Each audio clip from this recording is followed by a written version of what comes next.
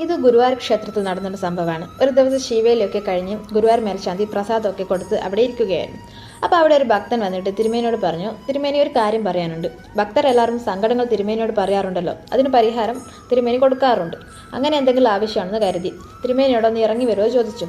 അപ്പോൾ തിരുമേനി പറഞ്ഞു, അത് പതിവില്ല, ഇവിടെ നിന്നാണ് പ്രസാദമൊക്കെ കൊടുക്കാറുള്ളത്. എന്താണ് കാര്യം എന്ന് പറഞ്ഞു. അപ്പോൾ അയാൾ പറഞ്ഞു, തിരുമേനിയാണോ ഭഗവാനെ രാവിലെ കുളിപ്പിക്കുന്നത്? അപ്പോൾ തിരുമേനി പറഞ്ഞു, അതെ.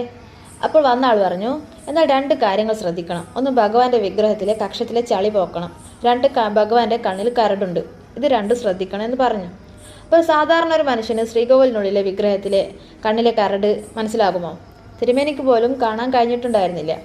അപ്പോൾ തിരുമേനി ഭഗവാനെ ഒരുക്കുന്ന സമയത്ത് നോക്കുമ്പോൾ ശരിയാണ് പറഞ്ഞതൊക്കെ. ഭഗവാന്റെ വിഗ്രഹത്തിൽ കക്ഷത്ത് ചളിയും കണ്ണിൽ കരടും ഉണ്ട്. അപ്പോൾ സ്വന്തം കണ്ണിലുണ്ടാകുന്ന കരട് അനുഭവിക്കുന്ന ആൾക്ക് മാത്രമേ അറിയൂ. അപ്പോൾ വന്ന് പറഞ്ഞതാരാണ്? ഒരു ഭക്തന്റെ രൂപത്തിൽ